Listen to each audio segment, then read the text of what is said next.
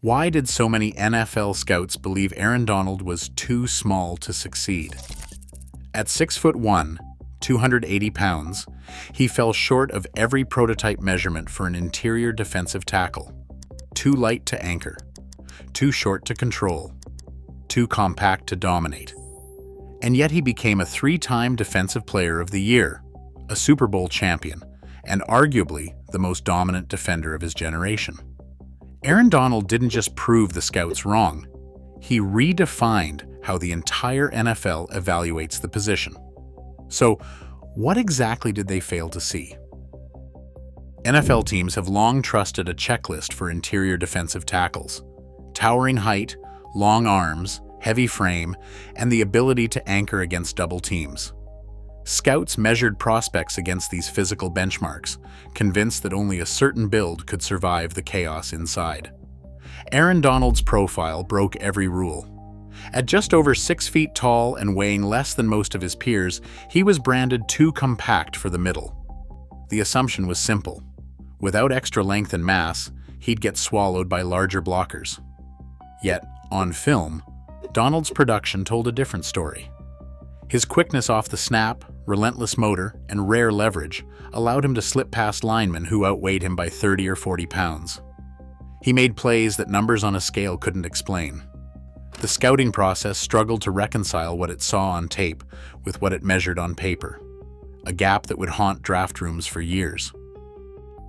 Aaron Donald's story begins in Pittsburgh, where discipline was not just a family value, but a daily ritual. Born in 1991, he grew up in the Penn Hills area, a place shaped by steel mills and early mornings. His father, Archie Donald, brought his own football dreams and powerlifting background into the home, determined to give his children the tools he never had. Archie spent $1,300 on a set of free weights from a retiring lifter, transforming the basement into what the family called the dungeon. This was no ordinary gym.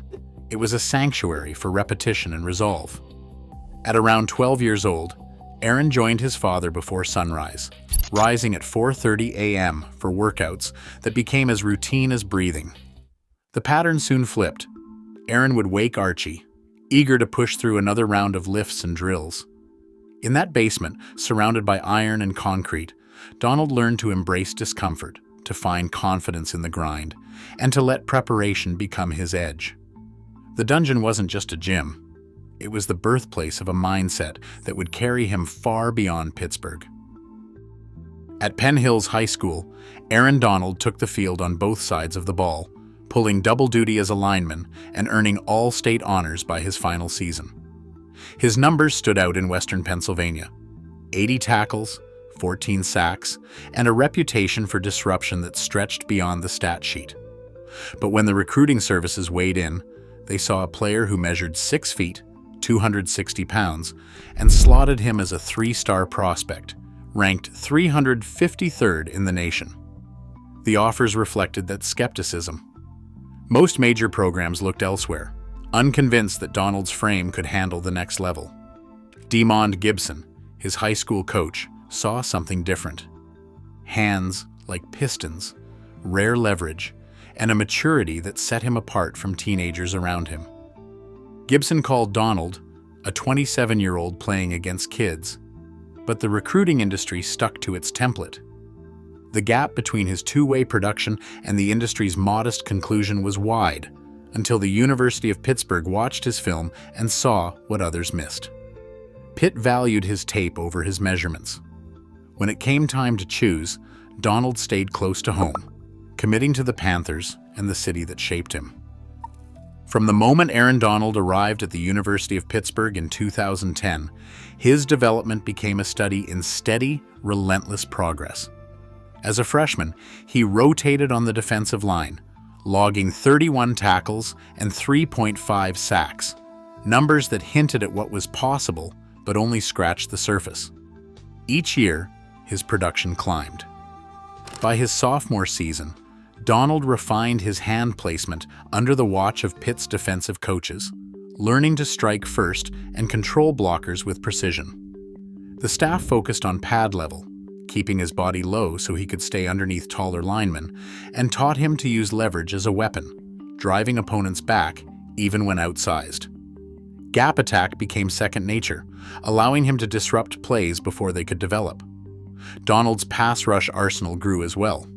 He mastered the rip, bull rush, and spin moves, each built on an explosive first step and a low center of gravity that gave him the edge against slower, heavier guards.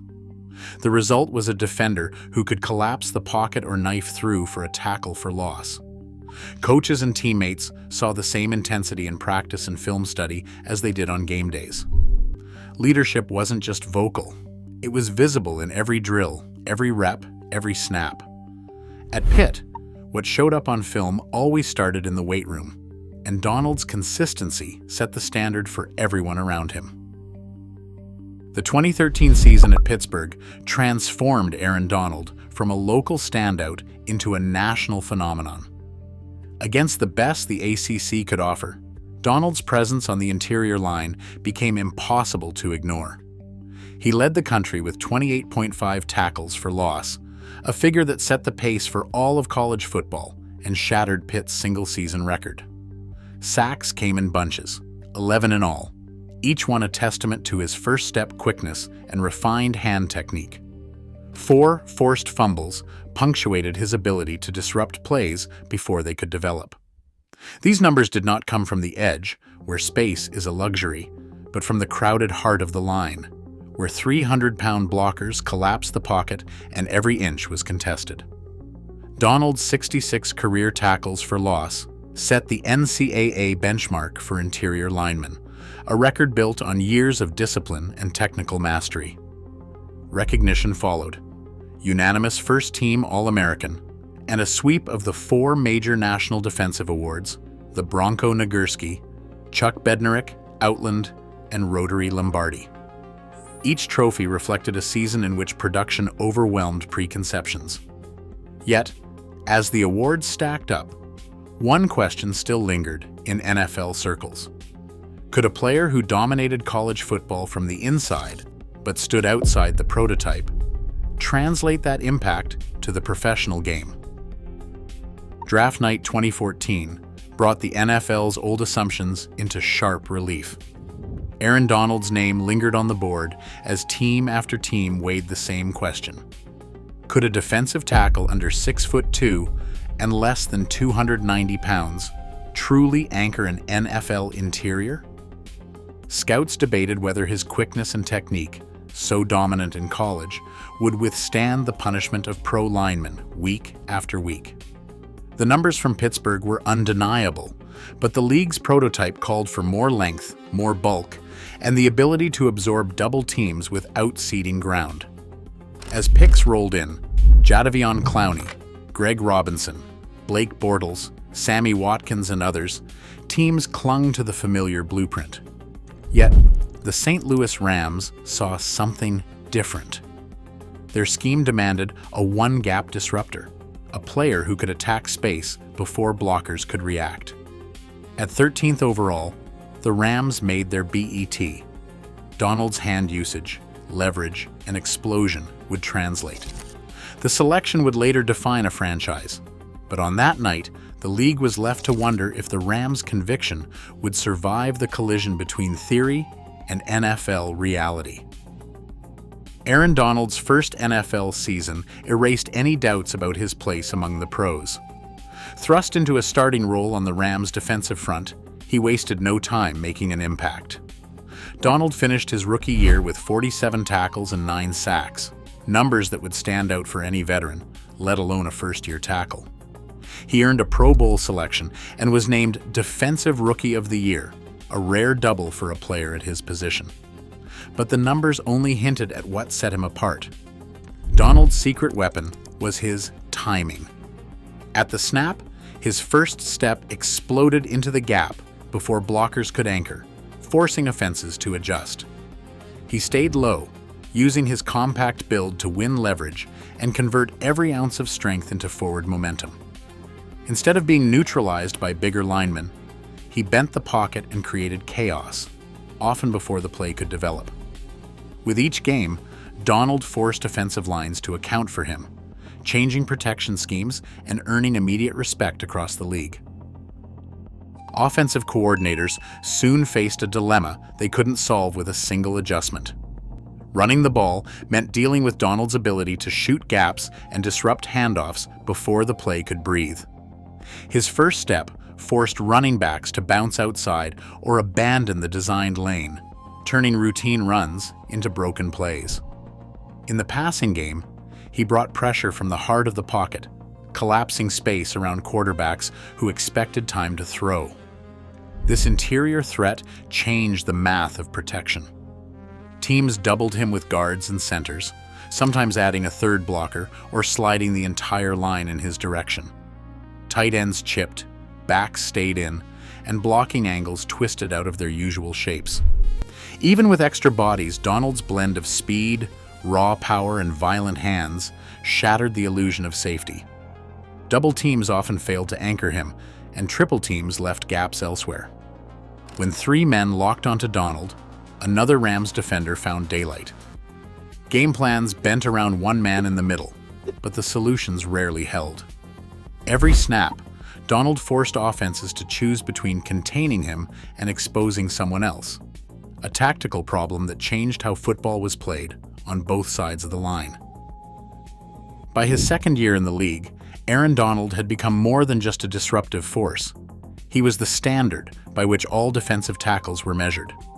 Year after year, his name appeared atop the ballot for first-team All-Pro, with official records recognizing him as an 8-time selection between 2015 and 2023. The Associated Press Defensive Player of the Year award, one of football's rarest honors, landed on his mantle 3 times: 2017, 2018, and 2020. No vote was a surprise. Donald's impact was so consistent, so overwhelming, that award season became a routine. Yet, it was the 2018 campaign that stands as his statistical summit. That year, he recorded 20.5 sacks, a franchise record and the most in the entire NFL. For a defensive tackle to lead the league in sacks was nearly unheard of. Interior linemen work in traffic, fighting through double and triple teams, with less space and fewer clean angles to the quarterback. Donald's sack total didn't just break expectations, it shattered them. His production in the trenches forced analysts to reconsider what was possible from the position. This wasn't a one-year anomaly. Every season, Donald's presence dictated game plans and redefined what dominance looked like from the heart of the line. Aaron Donald's professional routine became a blueprint for sustained excellence, built on habits as precise as his pass rush. In the weight room, the focus was never just on adding bulk. Donald's strength and conditioning program targeted explosive power, reinforcing the first-step quickness and leverage that made him a threat from snap to whistle. Each week, he drilled hand-fighting techniques, repeated strikes, swipes, and counters, honed to split the grip of even the strongest blockers. These movements drew on combat principles, timing, balance, and a controlled aggression that turned every rep into a rehearsal for Sunday. Preparation extended beyond the field. Donald poured hours into film study, dissecting blocking schemes and quarterback tells, searching for the smallest cues that could tilt a play in his favor. Nutrition and mobility work were non-negotiable, part of a recovery regimen that kept his body resilient through the grind of a season.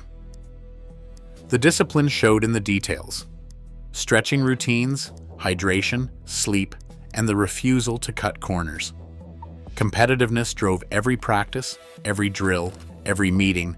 Repetition was not just tolerated, but demanded. Donald's preparation did not replace his talent.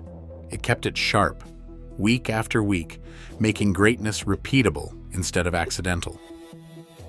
Long before the first whistle, Aaron Donald's name altered the rhythm of NFL meetings. Quarterbacks, linemen, and coordinators spoke of him in the same breath as the league's most dangerous players, regardless of position. Hall of Fame linemen have described the anxiety of facing Donald, not just for his athletic gifts, but for the unpredictability he brought to every snap. Coaches across the league have publicly called him the standard, the player who forces a new level of preparation. Offensive game plans were rewritten days in advance, with Donald's presence circled as the variable that could break any scheme. In annual player rankings, his name routinely landed among the top 3, sometimes above every quarterback, running back, or receiver. For a defensive tackle, this was nearly unheard of. The respect went beyond admiration. It bordered on caution. For years, Donald's reputation became a kind of warning, a reminder that the highest bar for interior defense had a name, and that name was Aaron Donald. The Rams reached Super Bowl 53 with Aaron Donald anchoring the defense, his first chance at the sport's highest prize.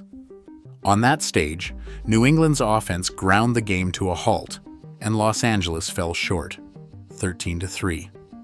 The defeat lingered, not just in the final score, but in the sense of unfinished business for a player who had already redefined his position. That loss became fuel. Over the next 3 seasons, Donald's presence remained constant, his production undiminished as the Rams rebuilt around him. New teammates arrived, schemes shifted, but the goal stayed the same: return to the championship and finish the job.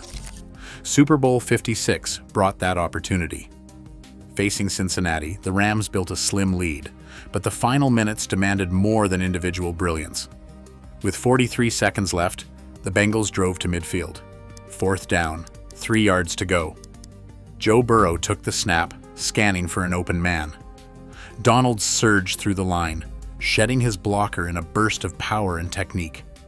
In that instant, he closed the space, forcing Burrow to throw under duress. The pass sailed incomplete, the Rams' sideline erupted, and the scoreboard froze at 23-20.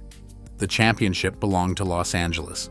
In the game's defining moment, Donald's pressure was the difference, sealing a victory that turned the pain of a past defeat into football immortality.